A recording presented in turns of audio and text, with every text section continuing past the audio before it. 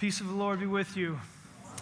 Sit down. Hey, tell somebody to your right what you did this summer. One thing you did this summer.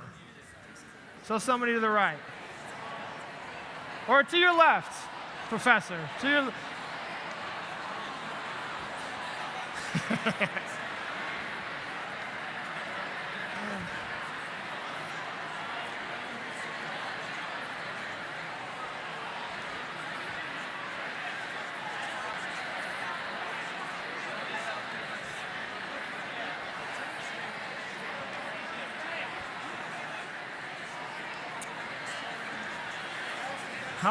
All right, let's gather back.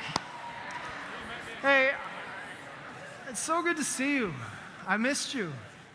I'll come in here in the summertime and I'll just talk to myself and people think I'm crazy because I'm just imagining you're all here. My summer was good. It was filled with a sense of anticipation, and I would describe it as one of waiting. I'm going to take you with me to early August. I can't remember the date. I do know it's 10 days past our due date. Kristen is inside cleaning out the pantry, a project she's been waiting in case the baby didn't come on time. The house is anxious. It's a little unnerving right now. Kristen's getting nervous, worried something might be going wrong with the baby. I'm outside in the garage lounge, sipping a cold glass of water, trying to read, trying to journal just a little bit, watching my dog Woodby chase shadows on the driveway. His favorite activity. He'll dart left and he'll dart right and he'll go round and round his tail until finally he's tired and drops tail first into the shade. I wonder whether my dog knows that any minute now a baby's coming. I think he does. And I'm comforted by the thought that for the first few years of this child's life, it will have a trusty dog as a companion. I'm sitting in the garage lounge, journaling a little bit. There's things that I'm excited about. I'm excited that this baby will get to grow up into a real community of faith, a real community of family, and a real community of friends. A lot of people have an idea of a community as a wishful thought, but we actually have one as a reality. I'm excited for this little baby to enter into this and have that community help raise it and speak to it. I'm excited that this child, I get to be a first-hand explorer with the baby as it enters into this world. It's a sense of discovery. It's all of these wonderful things it gets to learn about. It gets to learn about Bach, and it gets to learn about Wallace Stegner, and it gets to go to the grocery store for the first time and get Pringles and pop it open and try it out on the curve of the tongue and feel what pleasurable, what pure genius it was, the man who created the Pringle. I'm excited for him to know those things. I'm excited to know who this little one will be. It will have its own personality. I mean, for sure, my DNA and Kristen's DNA will all get mixed in there, but it'll be its own person, its own life.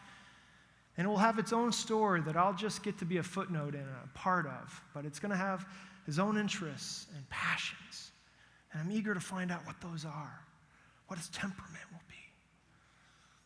I'm excited most as I write in the journal to hear the baby laugh. I don't know if there's anything more pure than a child laughing. It's utterly exposed and vulnerable, and the best word to describe it would be innocence.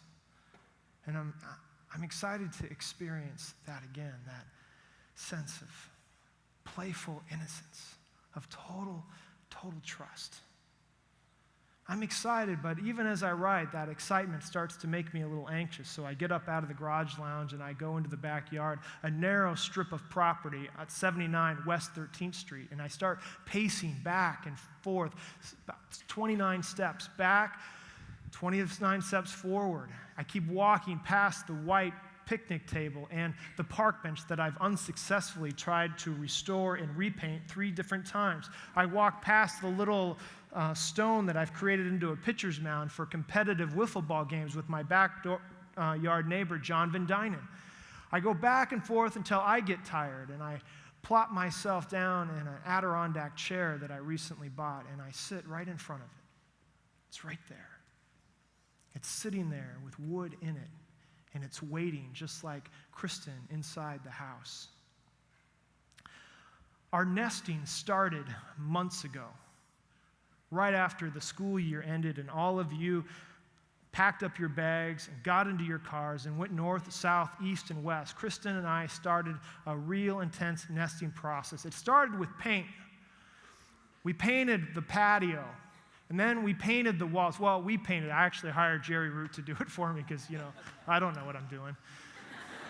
We painted the guest room, and then we painted the baby's room, I think hawthorn yellow. The baby's room used to be my study, but now I'm back in the garage lounge with the dog, reading books and typing on my journal. But that's all right. Started with paint, but it then moved into deep cleaning the carpets. It then moved into rearranging all of the books on the shelves. It then went down into the basement where we cleaned out the basement twice. And then I've already told you about the pantry. But it'd be misleading for me to say that all of our nesting was just domestic. It creeped into the outside. We mulched flower beds, and I'm not a man who mulches. We edged the sidewalks, planted flowers and trees. But the mark of my primal nesting instinct happened one June Saturday when I got up early, went to the garage lounge, pulled out a shovel, which is about the only tool that I own, and I marched into the backyard and I started digging a round hole. Till I got a round circumference in a hole. I better do something with this. Went back inside, got on the internet, found a website for this old house, and I got instructions to build a proper fire pit. Said I needed some tools, said I needed some ingredients. So there I was, got into the silver Subaru and headed down to Menards. Now, I'm not a man that goes to Menards, and this is kind of a big deal trip for me. Me going to Menards is like the Detroit Lions making the Super Bowl. It just doesn't happen very often. But I found a guy there. He had a green little thingy on, and I said, "Man in the green thingy, I'm building a proper fire pit. Can you help me?" "Oh, yeah, come on over." So we looked at different stone, different shape, different size. I said, "What kind? You want it square? You want a rectangle, an octagon?" No, dude, it's a circle. I cut a circle. So, we'll get some stone that can fit a circle. So we got some stone. I got some pea gravel to fit into it. I got an iron cylinder to put inside of it. Went home with all of my ingredients. I spent Saturday and all day Sunday building myself a proper fire pit. I got to tell you, it's nice. It's even level. And I've got a tool to prove it. There I am sitting in front of the fire pit. It's waiting. Now, why did I build a fire pit? That primal instinct in me. Because something I think happens at a fire pit that doesn't happen in other places. You know what I'm saying? There's something about having a big sky open and the stars twinkling at you and giving just a little bit of light and having that light flicker on the faces. Around the fire pit is where you tell the stories that matter. It's where you tell the family stories. It's where you tell the folk Norwegian legends. But mostly, it's the place where you tell the stories that help you believe in an enchanted world. And that's what I want this little one to live with, to grow up with a sense that this world is enchanted. And what I mean by this is that this is a world that God speaks into. There's a big dog sociologist named, I'm forgetting his name, Taylor. Charles Taylor, thank you very much. That's right, Josh, coming through for me. This is the problem when you preach without notes. Your head doesn't work. Charles Taylor wrote this book called The Secular Age, and he talks about we are now in a culture that is unprecedented in history where really there is nothing larger that we have to believe in. Faith in God is just one alternative among many. And he traces a large cultural movement all the way from the 1500s all the way to year 2000. And one of the marks that he says that has helped create what he calls the secular age is a sense of the loss of enchantment. That we no longer live in a world where God can speak. We no longer believe that there's angels or demons, that all that there is what we can see, feel, taste, and touch. The world isn't enchanted at all in the secular age. It's just there for us to use and exploit. And instead of growing up in a world that is enchanted and full of wonders, charged with the grandeur of God, my little one and you are growing up in a world with what Taylor describes as a self-sufficient humanism. And he defines self-sufficient humanism as a humanism that has no higher end or any allegiance to anything beyond one's own personal flourishing. There's no higher goal. There's no higher loyalty than to one's own personal human flourishing. That's the cultural condition that we're in. Because I think we've lost our fire pits. We've lost the places that we can gather and to whisper that there might be something larger that we're all part of, something larger that calls each one of us, draws us into a world that is more significant than just our own personal flourishing. We need a place to go where we hear the stories that throw light and warmth into our lives long after the embers have grown cold. We need a place to learn about God. And I have this image of sitting in the Adirondack chair with my little one and the fire flickering under the open sky, telling the stories about the saga of God. And I want to tell one of those stories tonight. It's the story that you are involved in, but you're not the central character. The central character belongs to God. And it is the story that opens up the book that we love. It is the creation story, chapter 1. Imagine that we're sitting around the campfire. Close your eyes if you need to, and imagine yourself outside in one of those clear, beautiful autumn days. Listen to this. In the beginning, when God created the heavens and the earth was a formless void, and darkness covered over the face of the deep, while a wind from God swept over the face of the waters. And then God said, "Let there be light," and there was light. And God saw that the light was good. God separated the light from the darkness. The light he called day, and the darkness he called night. And there was evening, and there was morning, the first day. And then God said, "Let there be a dome in the midst of the waters, and let it separate the waters from the waters." And it was so. God made the dome and separated the waters that were under the dome from the waters that were above the dome. And God called the dome sky. And there was evening and there was morning the second day. And then God said, "Let the waters under the dome be gathered into one place, and let dry land appear." And it was so. God called the dry land earth, and the waters that were gathered into one place he called seas. And God saw that it was good. And God said, "Let the earth bring forth vegetation, plants yielding seed, and fruit trees of every kind on the earth that bear fruit with the seed in it." And it was so. The earth brought forth vegetation, plants yielding seed, and fruit trees of every kind that bear fruit with the seed still in it. And God saw that it was good. And there was evening and there was morning, the third day. And then God said, "Let the earth bring..." Then God said, "Let there be lights in the dome of the sky to give light upon the earth, to rule over the day and over the night, and let them be for signs and for seasons and for days and for years. And let there be light in order to separate the day from the night." And it was so. God made the two great lights, the greater light to rule the day and the lesser light to rule the night, and the stars. God set them in the dome of the sky to give light upon the earth, to rule over the day and over the night, and to separate the light from the darkness. And God saw that it was good. And there was evening and there was morning, the fourth day. And then God said, "Let the waters bring forth swarms of living creatures, and let winged birds fly above the earth, across the dome of the sky." So God created the great sea monsters and every living creature of every kind with which the waters swarm, and every winged bird of every kind. And God saw that it was good. And God blessed them, saying, "Be fruitful and multiply. Fill the waters and the seas, and let birds multiply on the earth." And there was evening and there was morning, the fifth day.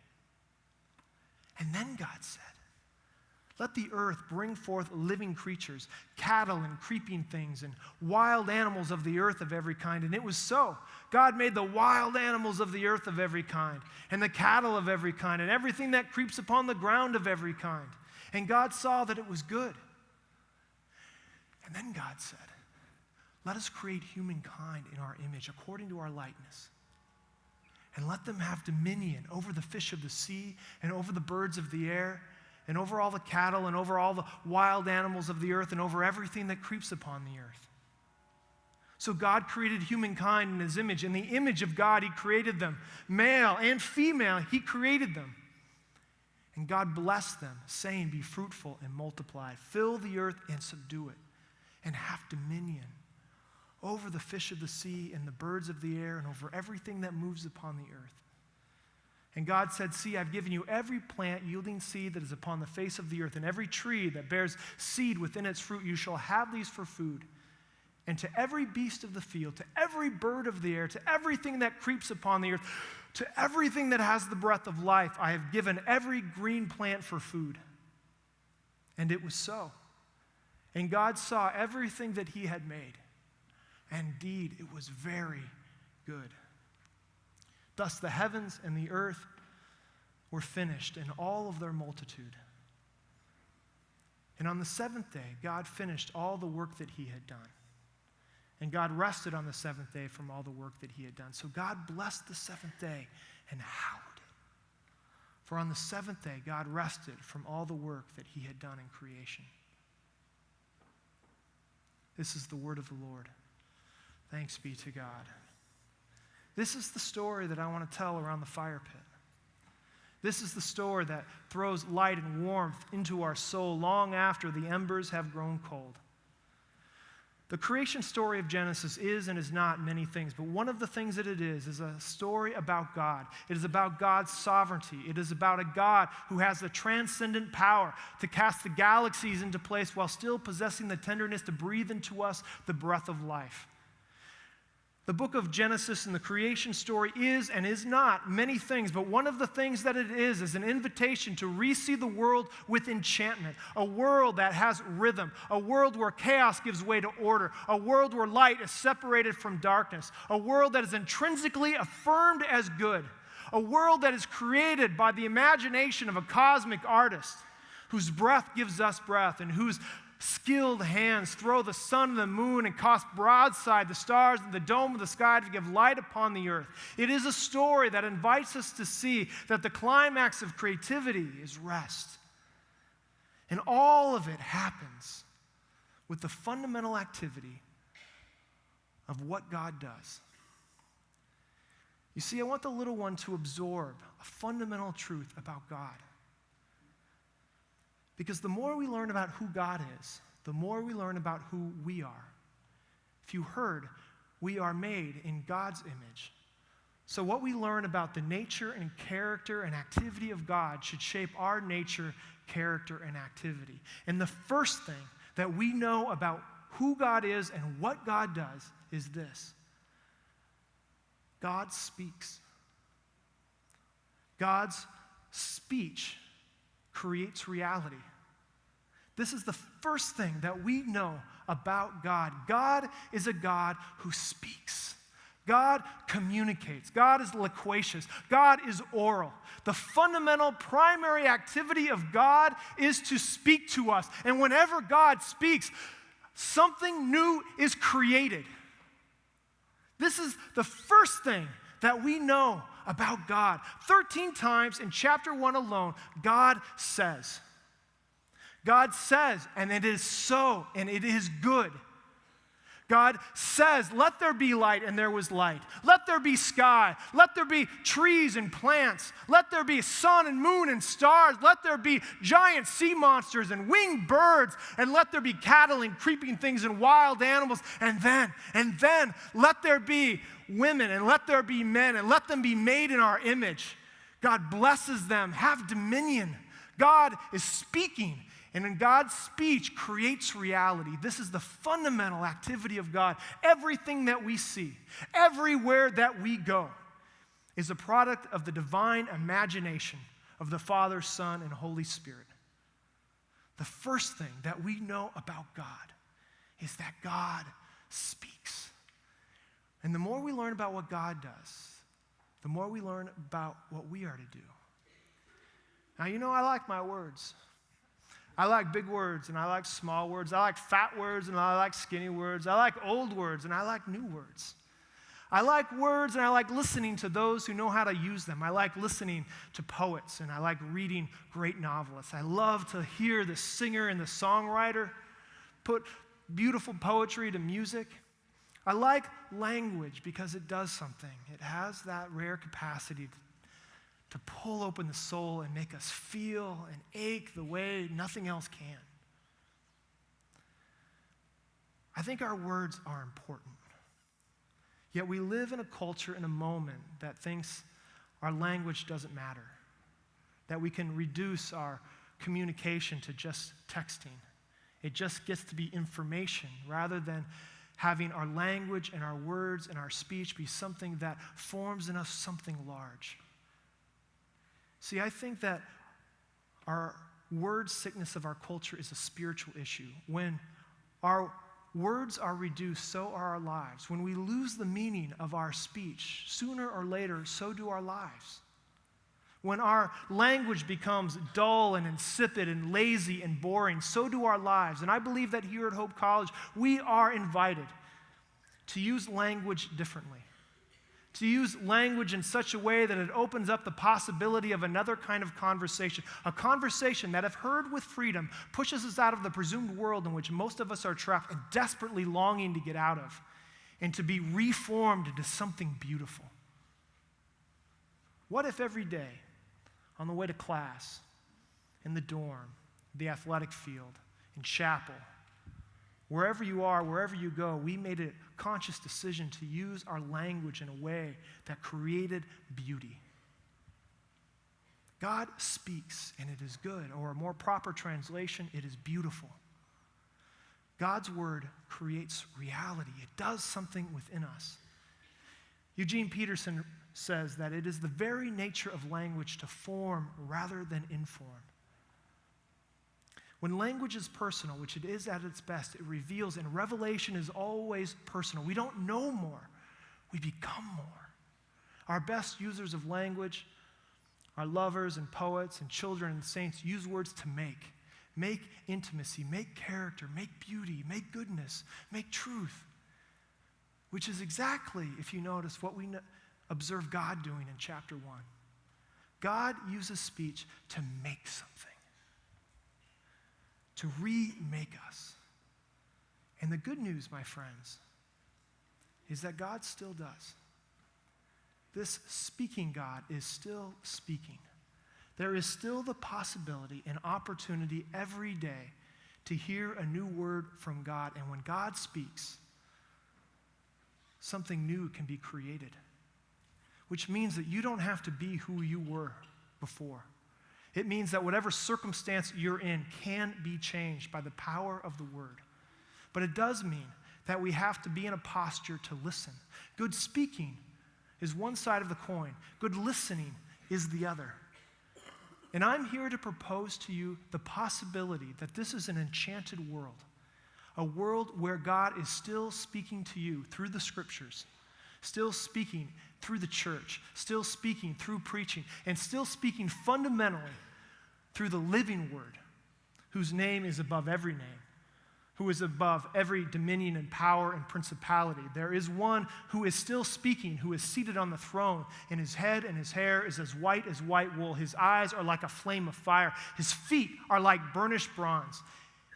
And his voice is like the sound of many waters, and from his mouth comes a sharp, two-edged sword, and his name is Jesus. This Jesus is the eternal one that was at day one of creation, the light that shines in the darkness. This Jesus is the one who is still speaking and whose word still has the power to recreate us, which is my prayer for us as we begin this gathering season, as we step into this saga of God, of Genesis, is that we would be in a posture to listen to a God who speaks.